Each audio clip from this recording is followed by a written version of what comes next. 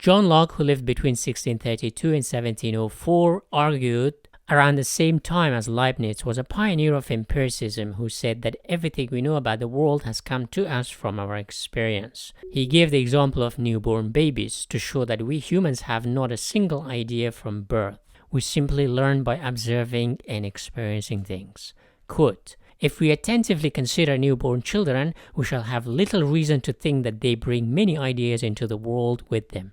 Locke understood that while we may not have innate ideas from birth, we do have the ability to learn a language, which may be innate. This was later developed by Noam Chomsky in his famous theory of universal grammar that humans are hardwired to learn a language and its structure. So John Locke concluded that all knowledge we gain through experience.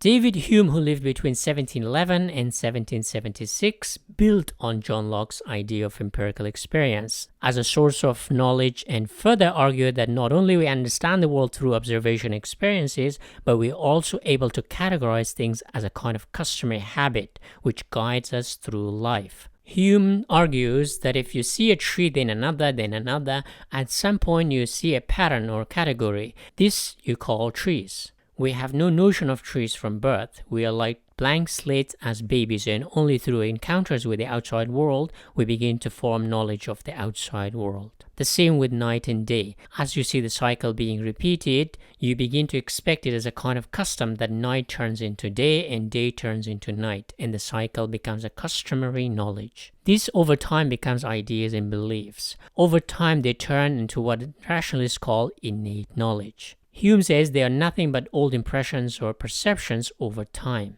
As knowledge is passed on from generation to generation, it may seem innate, which is nothing but someone's experience. So David Hume added custom as a kind of repeated experience or common knowledge, and argued that we learn things from experience, it is not innate. So the rationalists believe we humans are equipped with some innate knowledge of the world at birth, while the empiricists argue that we are blank slates and only through our experiences we gain knowledge of the world. In other words, rationalists see knowledge flow from inside out, like a torch shedding light on the outside, while the empiricists see knowledge flow from outside like a window lighting a room.